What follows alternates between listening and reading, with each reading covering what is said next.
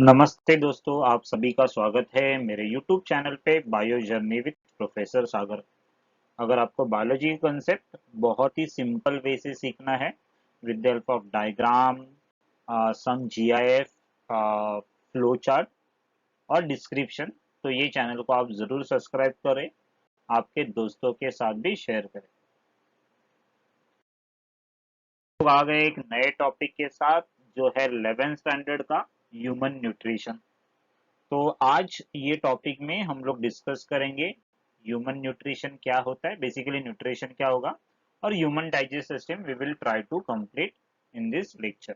So without wasting our time let's get started. So introduction में हम लोग बात करेंगे न्यूट्रिशन के बारे में। सो क्या होता है न्यूट्रिशन?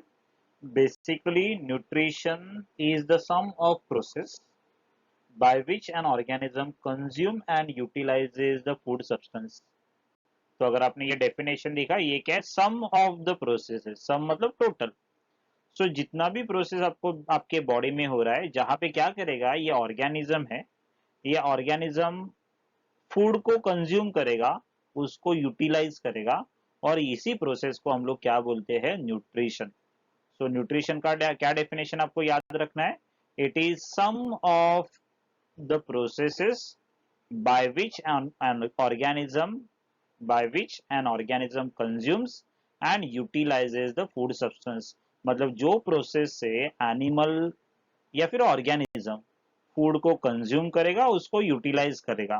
फॉर एग्जाम्पल, अगर आप कोई भी फूड खा रहे हैं तो ये फूड क्या करेगा? The food will undergo digestion, absorption, assimilation.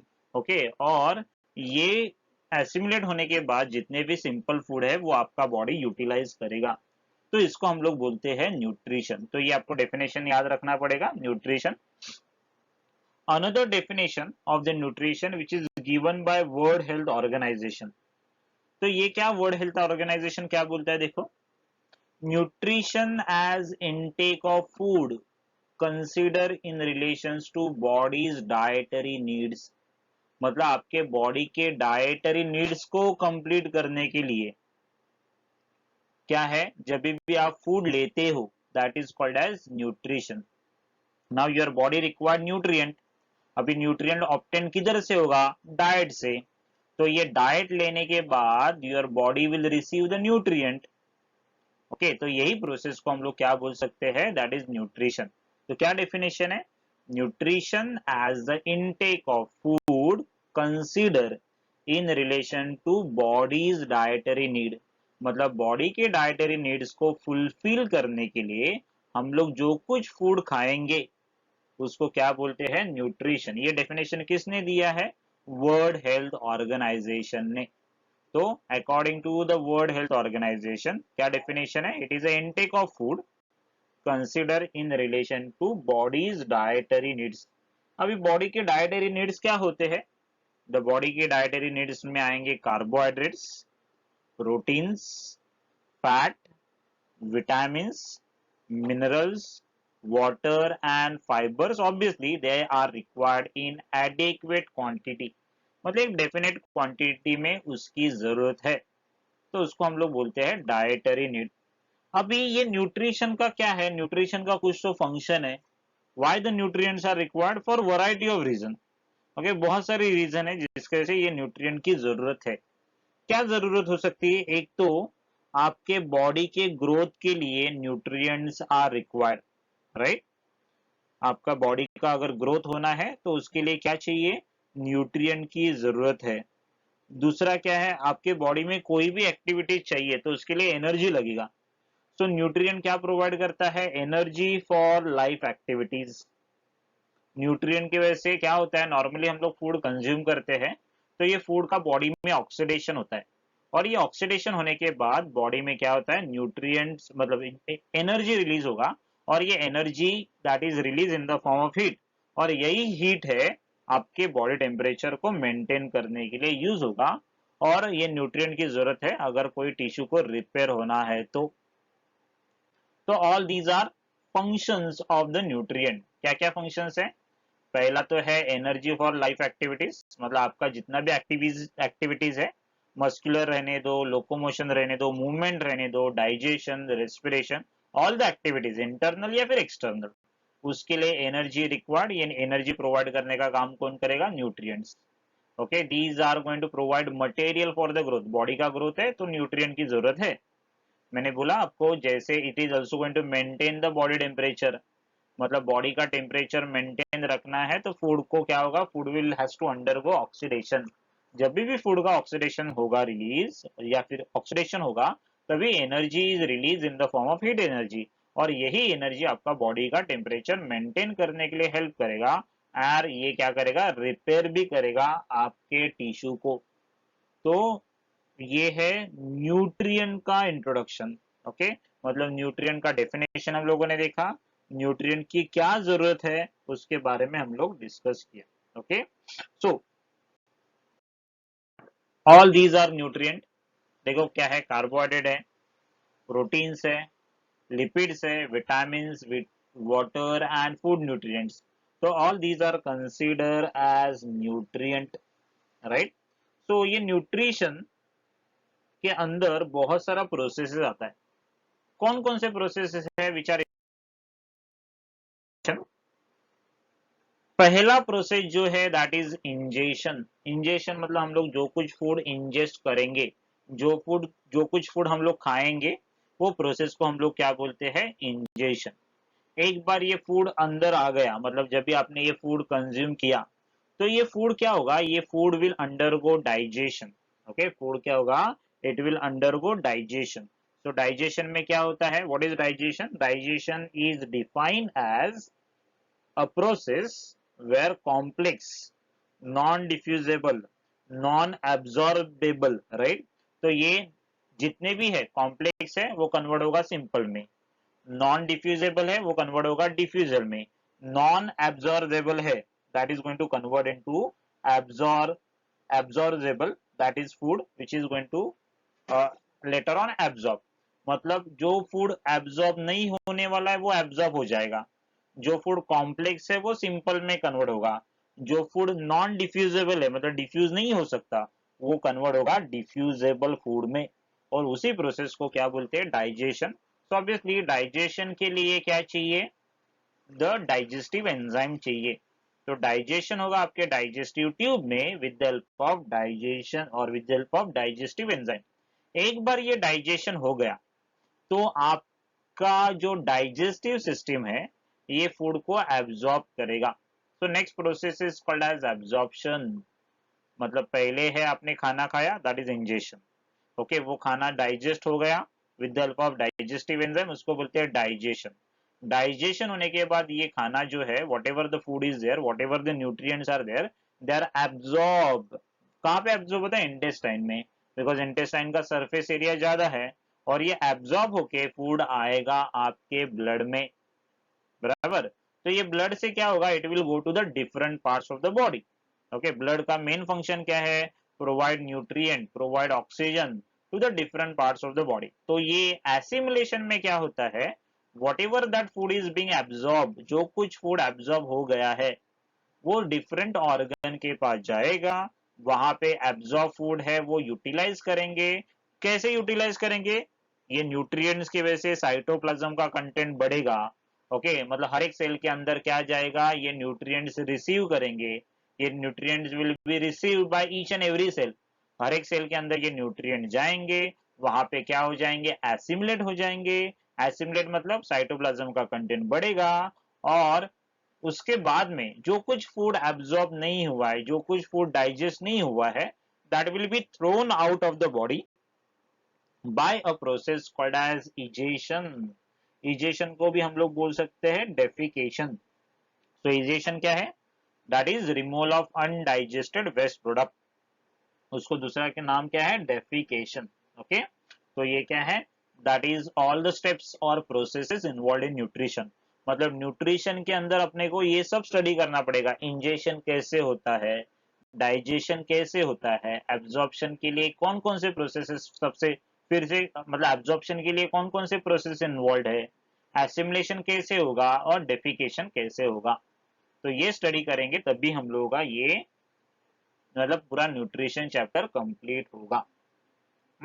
So this is a simple processes which is involved in nutrition.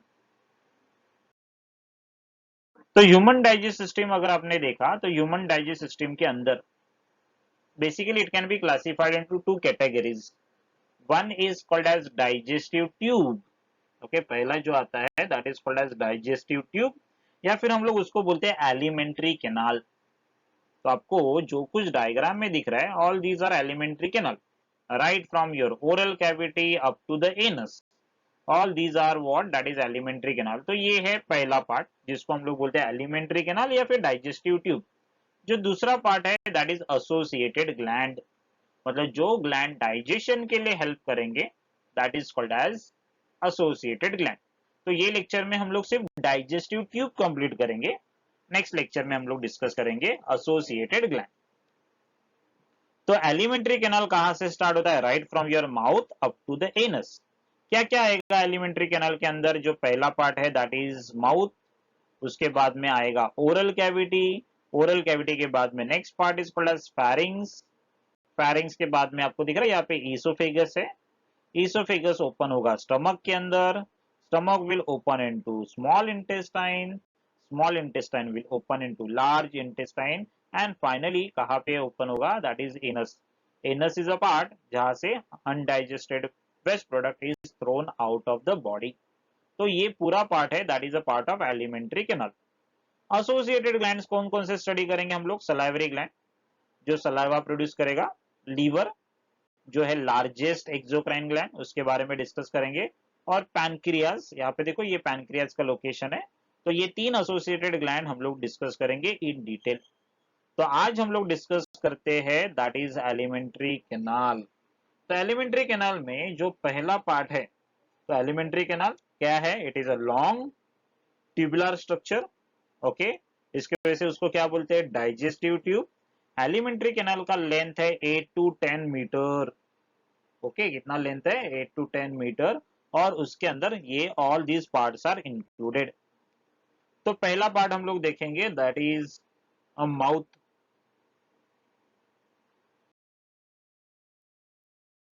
As well as oral cavity. Okay, ये माउथ को क्या बोल सकते हैं? ओरल या फिर बकल कैविटी. सो अगर आपने देखा this mouth is guarded by a two fleshy lip. दिख रहा upper lip and lower lip. तो ये माउथ का जो ओपनिंग है it is guarded by the upper lip as well as lower lip. Okay, और उसके साइड वॉल में आएगा चिक. कैन यू सी यहाँ पे जो है आपको दिख रहा है दिस इज चिक, मतलब ऊपर की तरफ और नीचे की तरफ लिप दिख रहा है, और साइड में से क्या है? इट इज सराउंड, ऊपर और नीचे की तरफ लिप है और साइड की तरफ से क्या है? चिक है. Okay, so it is guarded bye, मतलब उसका जो वॉल है माउथ कैविटी का या फिर ओरल कैविटी का, उसका अगर आपने देखा ये क्या है? It is form by the चिक. अभी ये कैविटी है, कैविटी बोलेंगे तो उसके पास आएगा रूफ. रूफ मतलब ऊपर का पार्ट. दिख रहा है ये रूफ, और नीचे का पार्ट है उसको हम लोग बोलते हैं floor. So roof and floor. Okay, तो this is roof, this is floor. तो ये रूफ है या फिर डॉर्सल पार्ट है. ये रूफ के पास अगर आपने देखा it is form by a palate. दिख रहा है यहाँ पे पैलेट बोन है. Okay, this is a hard palate actually. Okay, ये ऊपर की तरफ आपको ये दिख रहा है this is a hard palate. जैसे आप पीछे की तरफ जाओगे दिख रहा है यहाँ पे this is called a soft palate. और ये सॉफ्ट पैलेट में से देखो कुछ तो एक स्ट्रक्चर है, दिख रहा है सम एलोंगेटेड स्ट्रक्चर जो हैंगिंग हो रहा है. दिख रहा है ये पोर्शन. ओके, ये सॉफ्ट पैलेट का ये पीछे का जो पार्ट है जो हैंगिंग है इसको हम लोग बोलते हैं ओव्यूला. क्या बोलना है उसको? ओव्यूला. तो ये हुआ रूफ के बारे में. ओके, अगर आपने देखा ये फ्लोर है, दिख रहा है ये floor.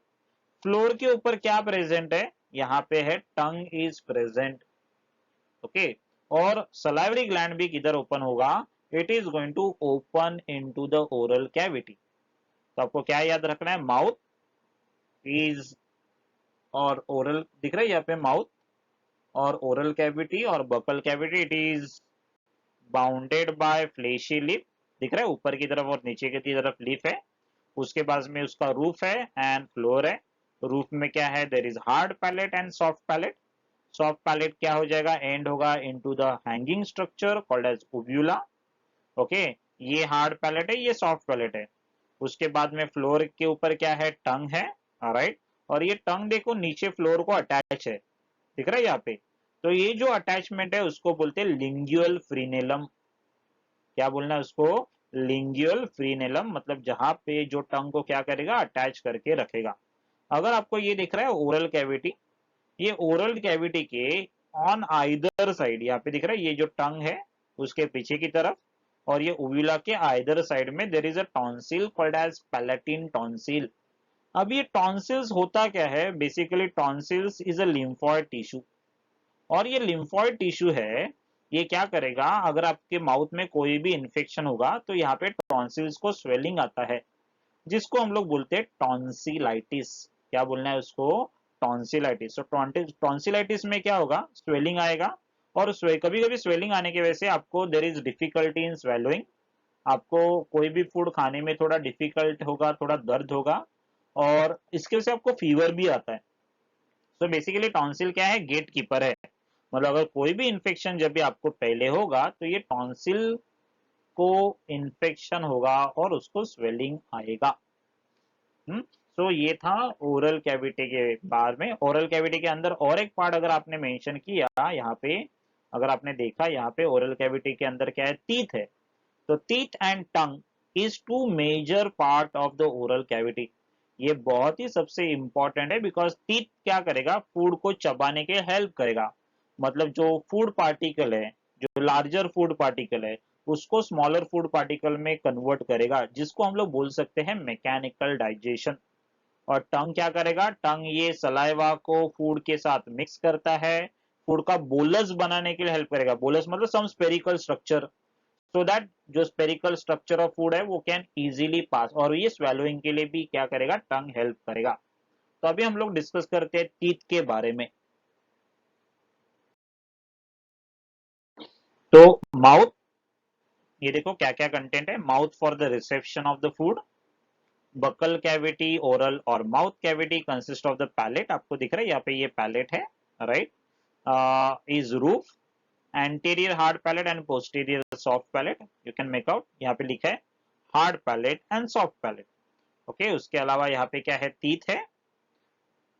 Then there is muscular tongue, किसके लिए इन्वॉल्व है, मास्टिकेशन, इंजेशन एंड डीग्लूटिशन। ये वर्ड आपको याद रखना है, डीग्लूटिशन मतलब स्वेलोइंग। और टंग के ऊपर बहुत सारे टेस्ट बर्ड है। At the back on either side of the टंग आपको यहाँ पे दिख रहा है टॉन्सिल्स है, उसके बारे में मैंने ऑलरेडी आपको एक्सप्लेन किया है। So the very important part जो ओरल कैविटी का है वो है टीथ। तो हम लोग अभी डिस्कस करेंगे टीथ के बारे में, राइट। तो ह्यूमन बींग के पास 32 टीथ प्रेजेंट होते हैं ओरल कैविटी। तो कोई भी अडल्ट लो, उनमें ये जो टीथ है, ये टीथ कितने हैं, टोटल 32। तो ह्यूमन डेंटिशन को हमेशा डिस्क्राइब किया जाता है थिकोडोंट, डायफियोडोंट एंड हेट्रोडोंट। अभी थिकोडोंट होता क्या है, थिकोडोंट में क्या होता है, टीथ अगर आपने देखा ये टीथ है, ओके, जितने भी टीथ है all are inserted in the jaw bone. ये दिखा है, ये जॉ बोन है, upper jaw and lower jaw, और ये जॉ बोन के अंदर ये टीथ क्या है, इंसर्टेड है। ऐसे टीथ को हम लोग बोलते हैं थिकोडोंट। क्या बोलना है, ऐसे टीथ को thecodont. So tooth fits into the separate socket, socket मतलब cavity, present in the jaw bone by gomphosis. मतलब ये जो जॉइंट है इसको हम लोग बोलते हैं गॉम्फोसिस, और दूसरा नाम है ये जॉइंट को पेग एंड सॉकेट जॉइंट। तो अगर आपने देखा ये टूथ है that is inserted into the jaw bone, उसके वजह से हम लोग इसको क्या बोलते हैं, थिकोडोंट। दूसरा जो नाम है ह्यूमन डेंटिशन को, उसको बोलते हैं डायफियोडोंट। डायफियोडोंट क्यों, बिकॉज जितने भी टीथ है, ओके, जितने भी टीथ है आपके बॉडी में, तो ये टीथ है that is going to erupt twice, दो बार इरप्ट होंगे, मतलब दो बार आएंगे, तो उसको बोलते हैं डायफियोडोंट।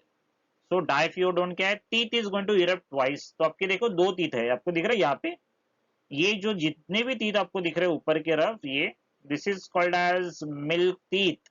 उसके नीचे देखो ऑलरेडी परमानेंट टीथ है, तो जैसे ही ये मिल्क टीथ गिर जाएंगे तो वो इंडिविजुअल को परमानेंट टीथ आएंगे। तो आपको यहाँ पे दिख रहा है अपने पास दो टाइप के टीथ होते हैं। One is called as milk teeth, another is called as permanent teeth. ये मिल्क टीथ क्या है? Milk teeth after certain age के बाद वो गिर जाएंगे and then it is replace by another set of teeth जिसको हम लोग बोलते हैं परमानेंट टीथ। तो आपके बारे में मतलब ह्यूमन के बारे में दो बार टीथ आते हैं ना, तो उसकी वजह से उसको क्या बोलते हैं? डायफियोडोंट। लेकिन कुछ कुछ एनिमल है लाइक स्नेक लाइक कोबरा, तो ये कोबरा में एक टीथ रहता है, आपको पता है फैंग्स बोलते हैं, जिससे वो आपको बाइट करेगा या फिर वेनम इंजेक्ट करेगा।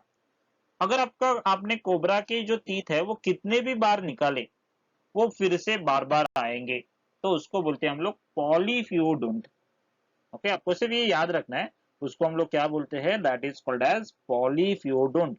पॉलीफ्यूडोंट मतलब क्या होता है? Teeth are going to erupt many times in the life. Diphyodont में क्या होता है? Teeth is going to erupt only two times in a life. So diaphyodont. Monophyodont तो क्या होगा? Tooth is going to erupt only once in a life. Another human dentition के लिए जो नाम है उसको बोलते हैं हेट्रोडोंट। अगर आपने देखा अपने पास है ना चार टाइप के टीथ होते हैं। ओके, आपके आगे वाले टीथ है जो खरगोश जैसे वाले दिखते हैं, उसको हम लोग बोलते हैं इंसीजर्स। ओके, तो आपको दिख रहा है ये इंसीजर। उसके बाजू में पॉइंटेड टीथ आपको जो आएंगे, तो यहाँ पे दिख रहा है ये इंसीजर है। ओके, उसके बाद में यहाँ पे दिख रहा है ये पॉइंटेड टीथ आपको दिख रहा है। तो ये जो पॉइंटेड टीथ है these are called as canine. Pointed मतलब थोड़े कुत्ते जैसे वाले, ओके, चुभने वाले टीथ, जिससे आप क्या कर सकते हैं? फूड को टेयर कर सकते हैं। ओके, तो उसको बोलते हैं कैनाइन। कैनाइन के पीछे आते हैं प्री मोलार, आपको दिख रहा है these are the premolar. और प्री मोलार के बाद में आएंगे मोलार। तो ऐसे चार different type of teeth present होते हैं ह्यूमन बींग में, उसके वजह से उसको क्या बोलते हैं? हेट्रोडोंट। तो ह्यूमन डेंटिशन कैसे होता है? It is thecodont, it is diphyodont and it is heterodont. तो जो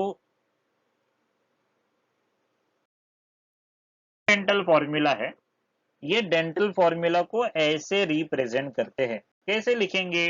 it is I2/2, C1/1, PM2/2 and M3/3। अभी ये डेंटल फॉर्मूला कैसे फाइंड आउट करना है? तो आपका हाफ जॉ लेना है, राइट? Only half jaw. तो हाफ जॉ में अगर आपने देखा ये दो जो है वो ऊपर की तरफ अगर दो इंसीजर है, तो नीचे की तरफ क्या है? दो इंसीजर है। ओके, तो उसके वजह से देखो ये फॉर्मूला, तो ये जो है दिस इज टू इंसीजर ऊपर की तरफ, राइट? तो नीचे की तरफ भी क्या रहेंगे? Two incisor, so it is 2/2। ये upper two indicate upper teeth, lower two indicate lower teeth, वैसे। उसके बाद में आपको दिख रहा है ये पॉइंटेड टीथ कैनाइन। तो ये ऊपर की एक ऊपर जॉ में मतलब अपर जॉ में वन, लोअर जॉ में वन। ओके, उसके बाद में अगर आपने देखा ये प्रीमोलर दिख रहा है, ये दो प्रीमोलर है। तो दो प्रीमोलर है, तो ऊपर की तरफ दो, नीचे की तरफ दो। और उसके बाद में आता है ये तीन मोलार, ऊपर की तरफ तीन, नीचे की तरफ तीन, लेकिन only half portion. Half jaw के बारे में भी हम लोग बात करते हैं। तो अगर हाफ जॉ में अगर आपने यहाँ पे टोटल किया तो 2 + 2 + 5 8, मतलब अगर अपर जॉ में 8 है, ओके, तो लोअर जॉ में कितने होंगे? भी वो भी 8 हो जाएंगे। तो हाफ जॉ में, ओके, हाफ जॉ में कितना है? 16। सो अनदर हाफ जॉ वहां पे कितना होंगे? 16। सो दैट बिकम 32, दिख रहा है यहाँ पे? ओके, आपको इंटू 2 करना है, यहाँ पे भी इंटू 2 करना है, तो आपको टोटल जो मिलेगा दैट इज 32 टीथ। कितना है टोटल? 32 टीथ। तो यहाँ पे देखो और एक है, the kind and number of teeth are explain in the form of formula, जिसको हम लोग बोलते हैं डेंटल फॉर्मूला। तो अभी हम लोगों ने देखा वो क्या था? Dental formula. तो ये डेंटल फॉर्मूला में अगर आपने देखा, ये डेंटल फॉर्मूला में क्या क्या है? ये अडल्ट है, दिख रहा है यहाँ पे adult, right? So if you see this is adult में परमानेंट टीथ कितना है उसका फॉर्मूला आपको याद रखना है। that is 2 1 2 3, that is incisor 2 by 2, canine 1 by 1, premolar 2 by 2 and molar 3 by 3. तो ये डेंटल फॉर्मूला आपको कंपल्सरी याद रखना है, नीट के लिए बहुत ही इंपॉर्टेंट है, even for the CET. Child में सिर्फ 20 टीथ होते हैं, क्यों पता है? अगर आपने देखा इंसीजर तो दोनों में भी दो दो है, ओके, अडल्ट में और चाइल्ड में भी। कैनाइन एक एक है, ये तो है, लेकिन चाइल्ड में premolar are absent, premolar बिल्कुल ही नहीं है। और मोलार भी देखो कितना है, मोलार यहाँ पे 2 by 2 है और यहाँ पे 3 by 3 है। तो यहाँ पे अगर हम लोगों ने टोटल किया तो टोटल टीथ कितना है? चाइल्ड में 20 है। मतलब आपको याद रखना है, जब भी आप अडल्ट हो जाओगे तो आप में ये प्री मोलार्स इरप्ट होंगे। मतलब बच्चों में प्री मोलार होते नहीं है, लेकिन अडल्ट में वो प्री मोलार आएंगे, ओके। और बच्चों में एक मोलार जो टीथ है वो कम होता है, अडल्ट में 3 मोलार होते हैं। तो अडल्ट में 3 मोलार है तो बच्चों में 2 मोलार है। तो आपको ये डिफरेंस है वो याद रखना है। दिख रहा है यहाँ पे, ये बच्चों के टीथ दिख रहे हैं, देर आर इंसीजर, कैनाइन, दिख रहा है, टोटल 4 इंसीजर 2 कैनाइन, ओके। उसके बाद में मिलेंगे आपको 2 मोलार्स, यहाँ पे प्री मोलार की गुंजाइश ही नहीं है। तो उसका डेंटल फॉर्मूला क्या हो जाएगा? 2 by 2, 1 by 1, 0 by 0 and 2 by 2। तो आपको हमेशा याद रखना है, ये बच्चों में एक मोलार मिसिंग है, राइट, और प्री मोलार तो बिल्कुल ही नहीं है। और ये एक जो मोलार है बच्चों में, वो जो आएगा वो कभी आएगा? That will be after a puberty, right, और ड्यूरिंग द प्यूबर्टी। तो उसको हम लोग बोलते हैं विजडम टीथ। ये देखो wisdom teeth, the third molar, मैंने बोला था जो लास्ट मोलार है, right, this is a wisdom teeth. तो जो द थर्ड मोलार है that is going to appear after age of 20 year, जहाँ पे आप मैच्योर हो जाते हैं, ओके, फिजिकली मेंटली। उसके वजह से ये टीथ को क्या बोलते हैं? नॉर्मली विजडम टीथ बोलते हैं। तो विजडम का क्या मीनिंग होता है? इट इज, जो क्वालिटी है विजडम में, आपको एक्सपीरियंस आता है, नॉलेज आता है, good judgement and quality of being wise, तो उसको हम लोग बोलते हैं विजडम। तो ये आपको नॉर्मली प्यूबर्टी के बाद में आता है, therefore it is known as wisdom teeth.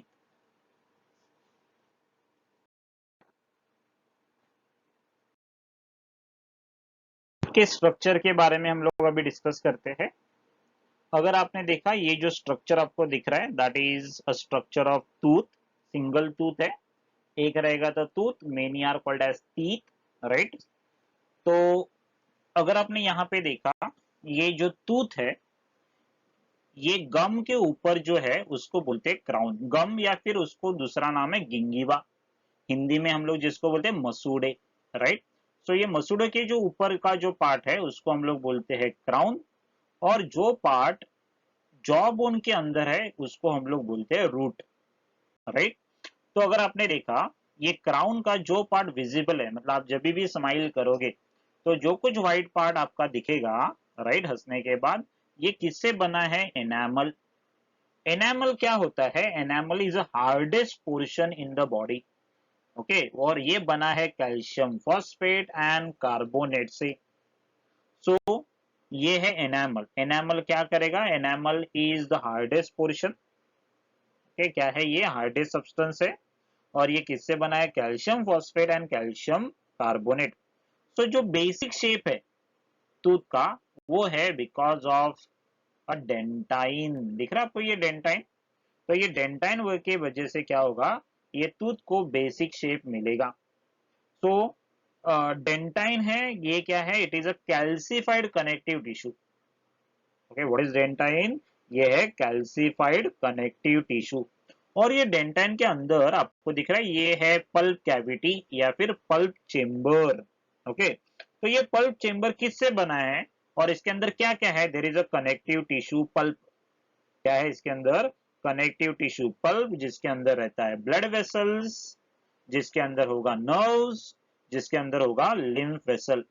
और ये जो पल्प चेम्बर है, नीचे की तरफ देखो ओपन हो रहा है, और ये ओपनिंग को हम लोग बोलते हैं अपाइकल फोरामन।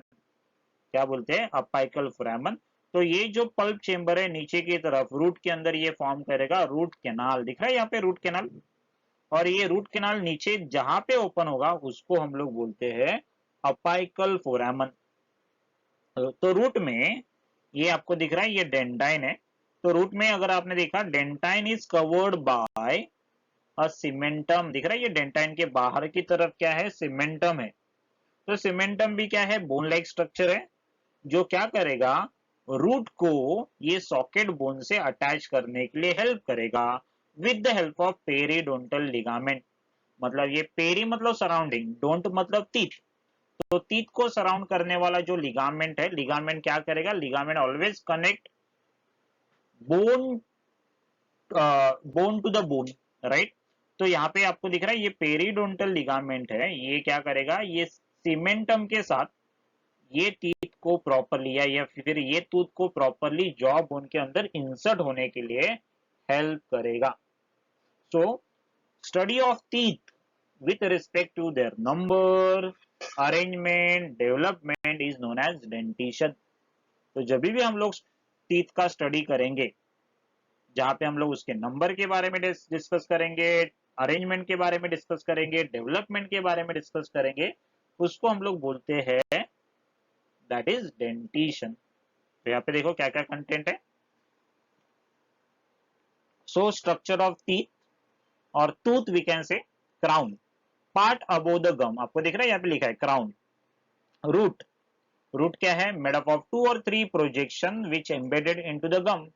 तो यहाँ पे if it is embedded inside तो उसको बोलते हैं थिकोडोंट। यहाँ पे दिख रहा है ये थिकोडोंट है। ओके, अगर वो गम के ऊपर अटैच है ऐसे तो उसको बोलते हैं एक्रोडोंट, और अगर साइड में अटैच है तो उसको बोलते हैं प्लूरोडोंट। तो आपके ह्यूमन में तो आपको क्या दिखता है? थिकोडोंट दिखता है। और यहाँ पे देखो देर इज अ शॉर्ट नेक जो कनेक्ट करेगा क्राउन विद द रूट, मतलब ये क्राउन को रूट से कनेक्ट करने का काम कौन करेगा? ये शॉर्ट नेक है। तो एनामल आपको दिख रहा है, this is enamel covered by the hardest substance. तो आपको दिख रहा है ये क्राउन है, क्राउन के ऊपर क्या है? एनामल है। एनामल किससे बना है? Calcium phosphate and calcium carbonate से, राइट। उसके बाद में डेंटाइन दिख रहा है। सो बेसिक शेप है that is because of dentine. Dentine क्या है? Calcified connective tissue. डेंटाइन के अंदर आपको दिख रहा है ये पल्प कैविटी है, राइट। और ये पल्प कैविटी के अंदर क्या है? कनेक्टिव टिश्यू है, ब्लड वेसल्स है, नर्व वेसल्स है, लिम्फ वेसल है, और उसका एक्सटेंशन जो हो रहा है रूट में उसको बोलते हैं रूट कैनाल। और ये रूट कैनाल नीचे की तरफ जहां पे ओपन होगा उसको हम लोग बोलते हैं apical फोरामन, right. So what is cementum? Cementum यहाँ पे आपको दिख रहा है डेंटाइन के एक्सटर्नल बाहर की तरफ, यहाँ पे आपको दिख रहा है that is a cementum, a bone like substance that attaches the root to the surrounding socket. तो ये सॉकेट को ये सीमेंटम क्या करेगा? अटैच करेगा, ओके। और ये क्या करेगा? हेल्प करेगा to embedded the tooth inside the jaw bone. So when the tooth are inserted into the jaw bone उसको बोलते हैं थिकोडोंट, और that joint is known as gomphosis या फिर पेग एंड सॉकेट जॉइंट। तो ये था टूथ के बारे में एंड टीथ के बारे में। नेक्स्ट पार्ट जो हम लोग डिस्कस करने वाले हैं ओरल कैविटी का, अभी तक अपना ओरल कैविटी चालू है। जो नेक्स्ट पार्ट है टंग।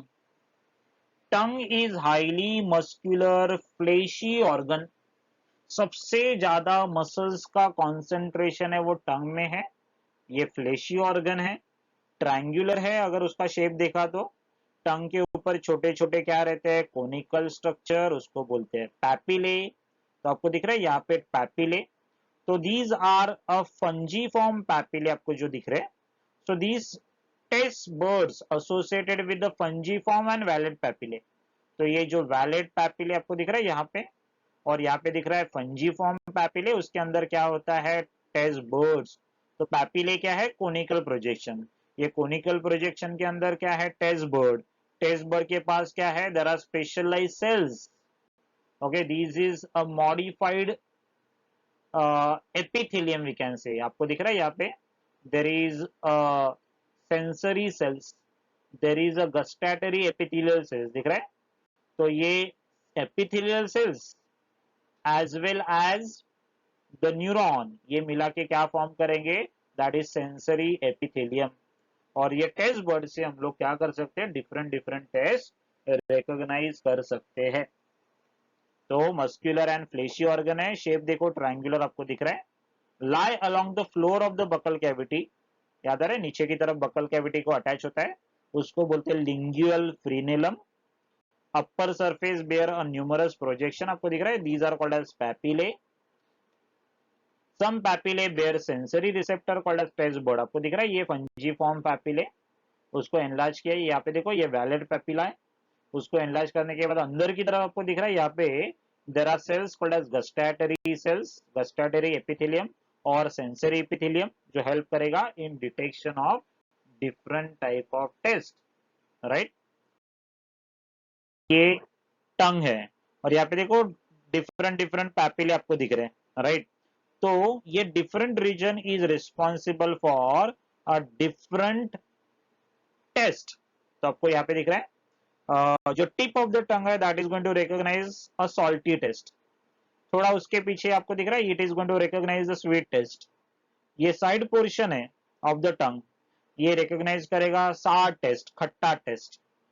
पीछे की तरफ है that is going to recognise the bitter taste, और ये सेंटर में है that is going to recognise the umami taste. So umami में क्या होता है, it is going to detect जो एक मीट को टेस्ट होता है, वेरी प्लेजेंट टेस्ट, या फिर जिसके अंदर स्पाइसी सॉल्टी क्वालिटी जो रहता है विदाउट स्वीट, उसको हम लोग बोलते हैं उमामी टेस्ट। तो ये डिटेक्ट होगा। तो आपको पता रहेगा व्हाट अबाउट स्पाइसी टेस्ट, जो स्पाइसी टेस्ट जो होता है, तो जो स्पाइसिस टेस्ट उसके वजह से क्या होता है, जितने भी स्पाइसेस है, ओके, तो ये स्पाइसेस क्या करेगा है, ये जो टेस्ट बर्ड है वहां उसका टेम्परेचर बढ़ाएंगे, राइट। तो उसके वजह से क्या है, द आपको स्पाइसी फील होगा। सो जब भी हम लोग बोलेंगे कि कुछ फूड स्पाइसी है, एक्चुअली स्पाइसीनेस ऐसा टेस्ट होता ही नहीं है। तो क्या होता है, जब भी हम लोग स्पाइसी फूड खाएंगे उसके अंदर कुछ कंपाउंड रहते हैं, और ये कंपाउंड क्या होते हैं, ये कंपाउंड के वजह से वहां का जो टेम्परेचर है, ओके, ये टेम्परेचर थोड़ा क्या करेगा, चेंज करेगा। उसके अंदर जो सेंसरी न्यूरॉन है उसका उसको अलग के अलग तरह से क्या होगा, स्टिमुलेट करेगा, बिकॉज स्पाइसी के अंदर जो कैस्पेसिन मॉलिक्यूल होता है, ये मॉलिक्यूल क्या करेगा, ये न्यूरॉन को जाके बाइंड करेगा, उसको डीपोलराइज करेगा, और उसके वजह से वो स्पाइसी स्टिमुलाई आता है। तो स्पाइसी ऐसे टेस्ट नहीं होता है, it is going to stimulate more sensory cells. तो सेंसरी सेल्स को क्या होता है, ज्यादा स्टिमुलेट करते हैं। तो ये हुआ टंग के बारे में। तो द नेक्स्ट पार्ट हम लोग डिस्कस करने वाले हैं दैट इज फेरिंग्स। फेरिंग्स को हम लोग बोलते हैं it is a common organ. तो ये कॉमन ऑर्गन है, it is a common passage है, common passage for both, both मतलब for what, for food as well as for the air. तो अगर आपने देखा यहाँ पे ये जो फेरिंग्स है, तो नेजल कैविटी में से जो एयर आएगा वो फेरिंग्स में से पास होगा, ओरल कैविटी से जो फूड आएगा वो होगा, ये भी फेरिंग्स में से पास होगा। तो ये कॉमन पैसेज है, ओके। तो ओरल कैविटी ओपन होगा फेरिंग्स, फेरिंग्स का तीन रीजन आपको दिख रहा है, जो नेजल पार्ट नेजल कैविटी के नजदीक है that is called as nasopharynx, जो ओरल कैविटी के नजदीक है that is called as oropharynx, जो लैरिंग्स के नजदीक है, लैरिंग्स इज वॉइस बॉक्स, उसको बोलते हैं hypopharynx. So pharynx can be divisible into two part, naso, oro and hypo, या फिर लैरिंजियोफेरिंग्स। तो ये जो फेरिंग्स अगर आपने देखा, ये फेरिंग्स ओपन हो रहा है ईसोफेगस में। तो ये ईसोफेगस का जो ओपनिंग है आपको दिख रहा है, ये opening that is known as gullet.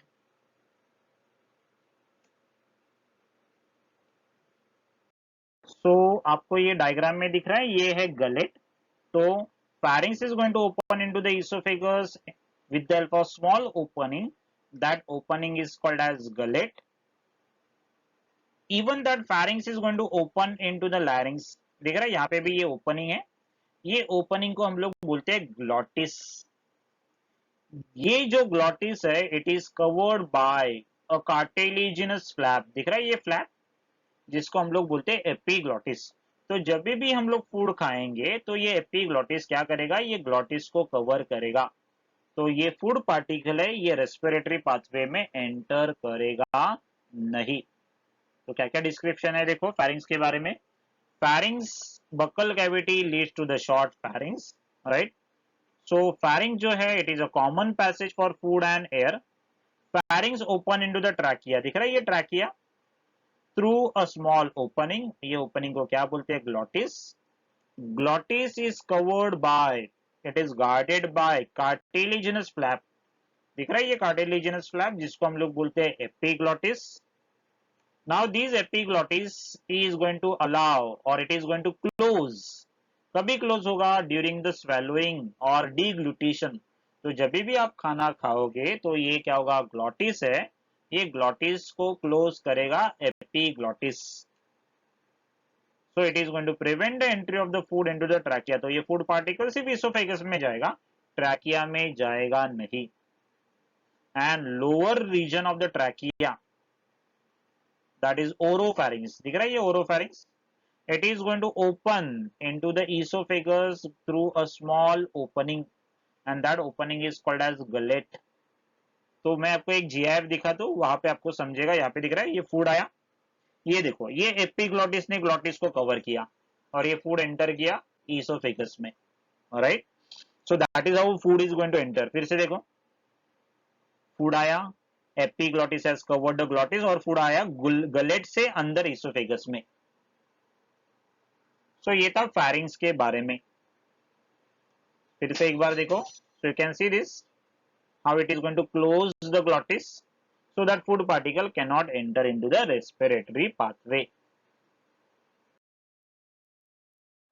तो ईसोफेगस आपको दिख रहा है, ईसोफेगस का अगर आपने लोकेशन देखा तो ये जो ईसोफेगस है it is a muscular tube like structure, दिख रहा है ये ट्यूब लाइक स्ट्रक्चर है। और ये ट्यूब लाइक स्ट्रक्चर है, ये ट्रैकिया के पीछे की तरफ है, दिख रहा है ये ट्रैकिया है। ट्रैकिया के पीछे की तरफ क्या है, ये ईसोफेगस है। ये ईसोफेगस का जो लेंथ है दैट इज अप्रोक्सीमेटली 25 सेंटीमीटर। और ये ईसोफेगस आपके थोरैसिक कैविटी में से पास हो रहा है, आपके नेक रीजन में से पास होगा। ओके, ये डायफ्राम है, ये डायफ्राम को पियर्स कर रहा है, दिख रहा है ये डायफ्राम है। ये डायफ्राम को पियर्स करके it is going to enter into the stomach. So oesophagus is not concern with digestion, oesophagus में कोई भी तरफ का डाइजेशन होगा नहीं। लेकिन ये ईसोफेगस के अंदर की तरफ देयर आर म्यूकस सेल, और ये म्यूकस सेल क्या करेगा, ये फूड को अंदर जाने के लिए, आगे जाने के लिए, ओके मतलब म्यूकस और oesophagus is line by the muscular structure. Okay, it is line by the longitudinal and circular muscle. मतलब ईसोफेगस में मसल्स होते हैं और ये जो म्यूकस मेम्ब्रेन है इसके वजह से ये फूड क्या होगा, आगे जाएगा। ओके, तो उसके वजह से क्या होगा, पेरिस्टालसिस। तो आपको दिख रहा है यहाँ पे, this is the pharynx, pharynx is going to open into the esophagus। ये है यहाँ पे गलेट, राइट। इसोफेगस का लेंथ कितना आपको याद रखना है, 25 सेंटीमीटर। और ये इसोफेगस आपके थोरैसिक कैविटी में से जा रहा है, डायफ्राम को पियर्स करके ये ओपन होगा स्टमक में। Can you see, this is the loop of muscle fibre. तो यहाँ पे ये डायफ्राम को पियर्स करके अंदर की तरफ आ रहा है, राइट। ये देखो ये आपका ओरल कैविटी, ओरल कैविटी के बाद में फेरिंग्स, फेरिंग्स के बाद में ईसोफेगस। ईसोफेगस का यहाँ पे भी देखो उन्होंने टाइप दिया है, जो नेक रीजन में है उसको बोलते हैं सर्वाइकल ईसोफेगस। जो थोरैक्स रीजन है उसमें तीन पार्ट में डिवाइड किया है।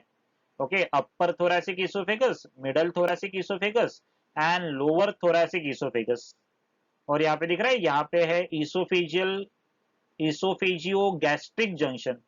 तो ईसोफेजियो गैस्ट्रिक जंक्शन मतलब जहां पे स्टमक और ईसोफेगस एक साथ या फिर उनका पॉइंट ऑफ कांटेक्ट है। तो ये डायफ्राम को पियर्स करके ये ईसोफेगस किधर आ रहा है, स्टमक के अंदर आ रहा है। So what you have to remember, it is a thin muscular tube lie behind the trachea, trachea के पीछे की तरफ है, पिछले स्लाइड में हम लोगों ने देखा।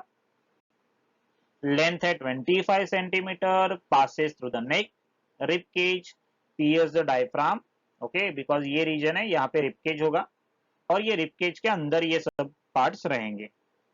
Line by the mucus cell and made up of longitudinal and circular muscle, जिसके वजह से क्या होगा, पेरिस्टालसिस। पेरिस्टालसिस क्या है, अल्टरनेट कॉन्ट्रैक्शन एंड रिलैक्सेशन, आगे की स्लाइड में हम लोग देखेंगे। So it is going to bring about peristalsis. Peristalsis, तो यहाँ पे देखो ये सर्कुलर मसल्स है, ये कॉन्ट्रैक्ट हो जाएंगे, तो जो फूड है वो आगे की तरफ पुश हो जाएगा। ओके, मतलब अगर पीछे की तरफ सर्कुलर मसल कॉन्ट्रैक्ट हो रहे हैं, आगे की तरफ सर्कुलर मसल रिलैक्स हो जाएंगे, फिर से आगे की तरफ सर्कुलर मसल कॉन्ट्रैक्ट हो जाएंगे, ओके, पीछे की तरफ कॉन्ट्रैक्ट, आगे की तरफ relax. So there is alternate contraction and relaxation of the, that is relaxation of the muscles, and because of food is going to move in forward direction, उसके से फूड क्या हो रहा है, आगे की तरफ क्या हो रहा है, बढ़ रहा है। यहाँ पे दिख रहा है muscle contract, constricting the passage way, pushing the bolus down. Bolus मतलब क्या है, it is a bolus of the food, आगे की तरफ मसल्स क्या हो रहे हैं, रिलैक्स हो रहे हैं, बराबर। सो पैसेज वे टू ओपन, ये रिलैक्स हो जाएंगे तो नेक्स्ट पैसेज ओपन होगा, फिर से ये पैसेज क्या हो जाएगा, यहाँ पे जो पैसेज है वहां पे मसल कॉन्ट्रैक्ट होगा and food is going to enter into the next part. तो ये जो पेरिस्टालसिस है वो इसोफेगस में नहीं होता, ये it takes place throughout your body, आपके पूरे बॉडी में इस या पूरे डाइजेस्टिव ट्यूब में क्या होगा, पेरिस्टालसिस होगा। नेक्स्ट पार्ट है, ये है स्टमक। स्टमक जो है, अगर आपने देखा, stomach is somewhat bag like organ, okay, ये है अपर एब्डोमिनल कैविटी में लोकेटेड है, टुवर्ड द लेफ्ट, थोड़ा लेफ्ट की तरफ है, राइट, टुवर्ड द लेफ्ट है, और अपर एब्डोमिनल कैविटी में ये स्टमक लोकेटेड है। तो ये कैसे आपको दिख रहा है, ये मस्क्यूलर है, जे शेप है। स्टमक का जो लेंथ है वो अप्रोक्सीमेटली है 25 टू 30 सेंटीमीटर। ओके, स्टमक का चार पार्ट है, आपको दिख रहा है, ये पार्ट है, this is called as cardia या फिर कार्डियक रीजन। कार्डिया क्यों, because it is located near the heart. Okay, दूसरा आपको दिख रहा है डोम शेप रीजन, ये जो डोम शेप रीजन है जिसको हम लोग बोलते हैं फंडस। डोम शेप रीजन के बाद में नेक्स्ट पोर्शन है, जो बिगर पोर्शन है, दिख रहा है यहाँ पे, लार्ज सेंट्रल पोर्शन, इसको हम लोग बोलेंगे बॉडी। ओके, और बॉडी के बाद में जो नैरो पोर्शन आगे आ रहा है, that is called as pylorus या फिर पाइलोरिक रीजन। तो पहला रीजन है that is called as cardiac region या फिर कार्डिया, दूसरा रीजन है that is called as fundus जो डोम शेप है, उसके बाद में आपको दिख रहा है बॉडी, एंड लास्ट रीजन है पाइलोरिक रीजन। स्टमक के अंदर आपको फोल्ड्स दिख रहा है, तो ये फोल्ड्स को हम लोग बोलते हैं रग, ये दिख रहा है आपको, ये स्टमक के ऊपर बहुत सारा फोल्ड्स है। ओके, तो ये फोल्ड्स को हम लोग बोलना है रगे। तो आपको क्या याद रखना है स्टमक के बारे में, it is located in upper left abdominal portion. कहाँ पे लोकेटेड है, अब ऊपर की तरफ, left portion of the abdominal cavity, मतलब एब्डोमिनल कैविटी में लेफ्ट की तरफ क्या है, स्टमक लोकेटेड है। जे शेप मस्कुलर ऑर्गन है, सैक लाइक ऑर्गन है, राइट। लेंथ कितना है, again 25 to 30 centimetre, divided into four region, cardiac stomach, then fundus, then body and pyloric region, cardiac की। और यहाँ पे देखो ईसोफेगस और कार्डियक में यहाँ पे स्पिंक्टर होगा, स्पिंक्टर क्या करेगा, स्पिंक्टर के वजह से ये फूड एक ही डायरेक्शन में आगे जाएगा। ओके, यहाँ पे भी देखो पाइलोरस रीजन में there is a pyloric sphincter, तो ये स्पिंक्टर क्या करेगा, कंट्रोल करेगा, so that food can move in the next part in a control manner. तो बेसिकली स्पिंक्टर का काम क्या करता है, it is going to control opening and closing so that food can enter into the next part in a proper manner, okay, in a coordinated manner. और ये food का retrograde movement है, मतलब फिर से वो पीछे नहीं जा सकता, तो ये भी प्रिवेंट करने का काम कौन करेगा, स्पिंक्टर करेगा। अभी आते हैं नेक्स्ट पार्ट में, जो है स्मॉल इंटेस्टाइन है। Small intestine is very very important part of the digestive tube, right. तो स्मॉल इंटेस्टाइन है जिसका, why it is called small intestine, because उसका डायमीटर स्मॉल है लेकिन लेंथ बहुत ही बड़ा है, याद रखो। स्मॉल इंटेस्टाइन को स्मॉल इंटेस्टाइन क्यों बोलना है? Because it has got less diameter. So on an average उसका डायमीटर होता है इट इज 2.5 सेंटीमीटर ब्रॉड या फिर डायमीटर, लेकिन उसका जो लेंथ है स्मॉल इंटेस्टाइन का लेंथ है दैट इज 6 मीटर। तो आपको दिख रहा है यहाँ पे स्मॉल इंटेस्टाइन का 3 अलग अलग कलर से उन्होंने दिखाया है, राइट। तो ये जो इंटेस्टाइन है it is highly coiled. Coiled क्यों रहेगा इंटेस्टाइन कोई भी ऑर्गेनिज्म का? सो that food will spend more time. जितना ज्यादा फूड वो टाइम स्पेंड करेगा उसके अंदर, उसका डाइजेशन उतना ही फास्टर होगा, राइट। सो ये 6 मीटर लॉन्ग है, 2.5 सेंटीमीटर ब्रॉड है, coiled with in the abdominal cavity. ये आपका एब्डोमिनल कैविटी है, यहाँ पे आपका डायफ्राम रहेगा, राइट। और ये एब्डोमिनल कैविटी में अगर आपने देखा, ये जितने भी कॉइल्ड पोर्शन है they are held together by mesenteries. Mesenteries क्या है? ऐसे स्मॉल स्मॉल मेम्ब्रेन रहते हैं जिसके ऊपर ब्लड वेसल्स है, और ये मेजेंटरीज के वजह से ये जो कॉइल्ड पोर्शन है वो एक साथ होल्ड करके रहेगा। तो जो पहला आपको पोर्शन दिख रहा है that is called as duodenum, दिख रहा है सी शेप या फिर यू शेप। तो डिओडिनम का जो लेंथ है that is 26 centimetre long, U shape आपको दिख रहा है। और ये डिओडिनम के अंदर यहाँ पे इसके लूप में पैनक्रियास प्रेजेंट होता है। तो duodenum turn toward the left, दिख रहा है यहाँ पे, okay, left side of the abdominal cavity में टर्न होता है और ये डिओडिनम ओपन होगा। The next coil portion called है जेजुनम। आपको दिख रहा है पहला है डिओडिनम, दूसरा है जेजुनम, थर्ड इज इलियम। तो duodenum is going to open into the ileum. Ileum is highly coiled portion जिसका लेंथ कितना है? इट इज 2.5 सेंटीमीटर लॉन्ग, दिख रहा है, ओके। इट इज उसका डायमीटर थोड़ा नैरो है। किससे नैरो है? डिओडिनम से। So duodenum has comparatively more diameter. अंदर का जो डायमीटर है वो थोड़ा ज्यादा है डिओडिनम में, लेकिन जेजुनम में क्या हो जाएगा? ये डायमीटर और कम हो जाएगा, राइट। सो डिओडिनम के बाद में आपको ये दिख रहा है greenish portion that is called as ileum. तो ये ग्रीन रीजन है, इसको हम लोग इलियम बोलेंगे, जिसका लेंथ है दैट इज 3.5 मीटर लॉन्ग। और ये सबसे ज्यादा कॉइल्ड पोर्शन है। ये थोड़ा ब्रॉडर है जेजुनम से, ओके। मतलब कैसा है? डिओडिनम थोड़ा क्या था? डायमीटर बड़ा था। जेजुनम का डायमीटर क्या हुआ? ये नैरो हो जाएगा। और ये फिर से इलियम थोड़ा क्या हो जाएगा? ब्रॉड हो जाएगा। और ये इलियम ओपन हो रहा है इनटू द सीकम, दिख रहा है ये caecum, right. So this portion is called as caecum, okay. तो यहाँ पे एक जंक्शन होता है that is called as ileocaecal junction. यहाँ पे ये जो इलियम है वो ओपन हो जाएगा। तो स्मॉल इंटेस्टाइन का बहुत ही इंपॉर्टेंट रोल है because maximum digestion of the food, absorption of the food, ये कहाँ पे होता है? स्मॉल इंटेस्टाइन में होता है। तो इंटेस्टाइन के अंदर क्या है? इंटेस्टिनल ग्लैंड भी होते हैं जो डाइजेशन के लिए हेल्प करेंगे। तो ऑब्वियसली हम लोग डिस्कस करेंगे डिटेल में जब भी हम लोग फिजियोलॉजी ऑफ डाइजेशन डिस्कस करेंगे। तो the next portion that is called as large intestine. तो अगर आपने हम लोगों ने डिस्कस किया था, याद आ रहा है? यहाँ पे जो इलियम है, इलियम ओपन हो रहा है सीकम में, दिख रहा है ये सीकम। तो यहाँ पे देखो देर इज इलियोसिकल वाल्व, मतलब फूड आएगा इलियम से into the large intestine, okay. और यहाँ पे एक वाल्व है।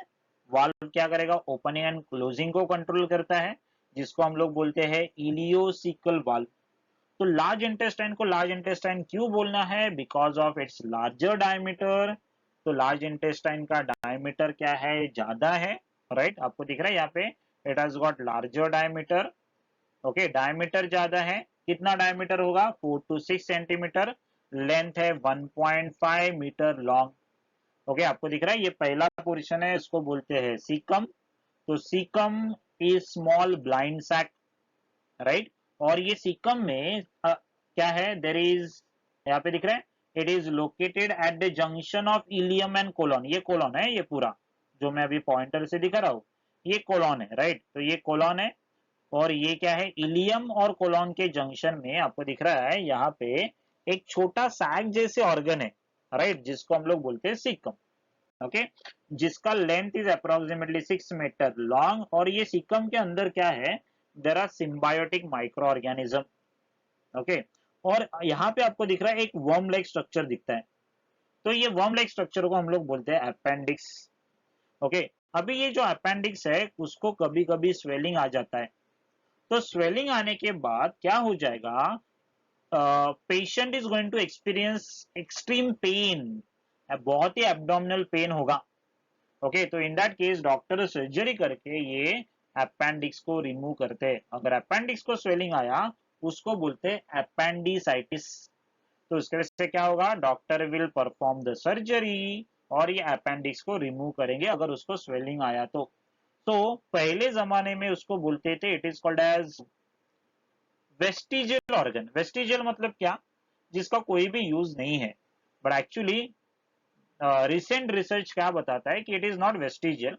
ओके, उसका भी रोल है इम्यूनिटी में, मतलब आपको जो जो कुछ इम्यूनिटी मिलेगा उसमें थोड़ा बहुत ये अपेंडिक्स का भी रोल है। So it has got immunological function. तो अभी हम लोग उसको वेस्टिजियल नहीं बोल सकते, लेकिन आपके टेक्स्ट बुक में मेंशन किया इट इज वेस्टिजियल।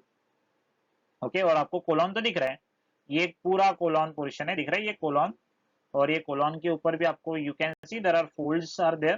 तो ये कोलॉन की कौन कौन सा पार्ट है, देखो this is the first part called as ascending colon, जो ऊपर की तरफ जा रहा है।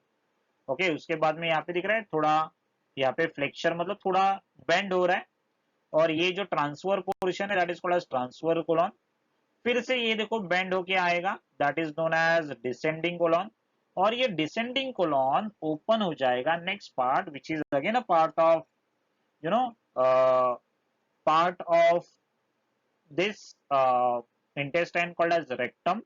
दिख रहा है ये यहाँ पे रेक्टम है, और rectum is going to open outside by anal sphincter, it is going to open outside by anus. और ये एनस से क्या होगा, अनडाइजेस्टेड फूड है वो सब बाहर आएगा। तो यहाँ पे देखो एनस में भी दो स्पिंक्टर है, internal anal sphincter and external anal sphincter. तो एक्सटर्नल एनल स्पिंक्टर है, it is under voluntary control, मतलब it is you can release the undigested food product as per your will, मतलब आपकी जैसी इच्छा है तब भी आप क्या करोगे, डेफिकेट करोगे। तो वो किसके वजह से, that is because of external anal sphincter. Okay, तो ये है एनल कैनाल, और यहाँ पे देखो स्पिंक्टर है, स्पिंक्टर क्या करेगा, control opening and closing of the anal opening. Okay, और ये एनल से क्या होगा, ultimately undigested food will be thrown out. तो क्या क्या पॉइंट याद रखना है, large intestine is 1.5 meter long, it is 4 to 6 centimetre broad. Okay, क्या क्या डिवीजन है, पहला जो डिवीजन है that is called as caecum. दिख रहा है सीकम कैसा है, small blind sac at the junction of ileum. तो ये कोलॉन है ये पूरा, और ये इलियम है, उसके जंक्शन में ये सीकम है, राइट। तो उसके बाद में आपको दिख रहा है it is a 6 centimetre long host, मतलब उसके अंदर कौन रहेंगे, सिम्बायोटिक माइक्रो ऑर्गेनिज्म, एमओ मतलब माइक्रो ऑर्गेनिज्म। और ये क्या दिख रहा है, वर्मी फॉर्म मतलब वर्म लाइक स्ट्रक्चर, जिसको बोलते हैं वर्मी फॉर्म अपेंडिक्स। ओके, तो आपके टेक्स्ट बुक में क्या मेंशन किया, it is vestigial organ, useless organ. तो उसके बाद में आता है कोलॉन। कोलॉन का तीन पोर्शन आपको दिख रहा है, ascending, transfer and descending. Okay, colon का मेन फंक्शन क्या है, absorption of water and minerals.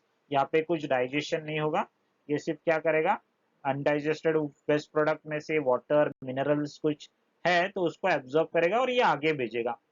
Okay, और कोलॉन के बाद में आएगा रेक्टम, ये यहाँ पे स्पेलिंग रॉन्ग है, दिस इज अ रेक्टम का स्पेलिंग ये करेक्ट है। ओके, और ये रेक्टम ओपन हो जाएगा एनस में, और anus is guarded by external anal sphincter and internal anal sphincter. Okay, तो ये एनल क्या करेगा, help in defecation, that is removal of undigested waste product. I hope आपको ये लेक्चर समझ में आया रहेगा। मैंने बहुत ही डायग्राम यूज किए हैं सो दैट यू नो आपको ये अंडरस्टैंडिंग इजी हो जाएगा। टेक्स्ट बुक में इतना आपको डायग्राम नहीं मिलेंगे, जहाँ जहाँ पे एनिमेशंस डालना पॉसिबल है तो वहाँ वहाँ पे मैंने एनिमेशन डाले हैं। तो ये सीईटी के लिए भी बहुत ही इम्पोर्टेंट चैप्टर है। तो ये लेक्चर में हम लोगों ने कवर किया था इंट्रोडक्शन, न्यूट्रिशन क्या होता है उसके बारे में डिस्कस किया। उसके बाद में हम लोगों ने डिस्कस किया ह्यूमन डाइजेस्टिव सिस्टम, हर एक पार्ट हम लोगों ने डिटेल में डिस्कस किया है with the help of diagram description. तो आप बीच बीच में ये डिस्क्रिप्शन का स्क्रीनशॉट ले सकते हैं, और ये स्क्रीनशॉट को एक साथ कंपाइल करके आप नोट्स की तरह से भी यूज कर सकते हैं। और यूट्यूब पे देखो, अगर आपने देखा, ऐसे लेक्चर्स आपको हार्डली मिलेंगे जहाँ पे आपको वेल ऑर्गेनाइज कंटेंट भी है, वेल ऑर्गेनाइज डायग्राम्स है, ओके, प्रॉपर प्रेजेंटेशन है, ओके। तो ऐसे इंटरेस्टिंग लेक्चर सुनने के लिए आप ये चैनल को जरूर सब्सक्राइब करो, आपके दोस्तों के साथ भी शेयर करो, और बेल आइकन पे भी क्लिक करो, बिकॉज जब भी कोई नया लेक्चर मैं अपलोड करूंगा तो उसका नोटिफिकेशन आपको इमीडिएटली मिल जाए। तो मिलेंगे नेक्स्ट लेक्चर में नए टॉपिक के साथ। Till then, bye bye.